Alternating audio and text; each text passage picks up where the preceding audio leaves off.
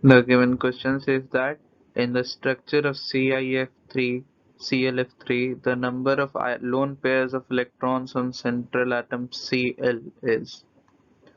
So we first see what is the configuration of Cl,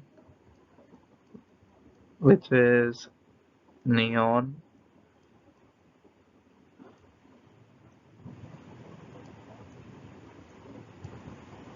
3s2,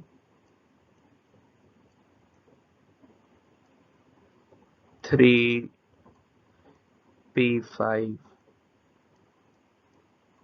and then we see the structure.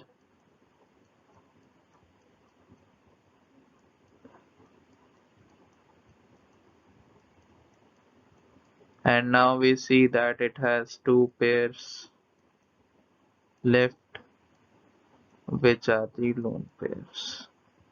Therefore, there 2 is the answer.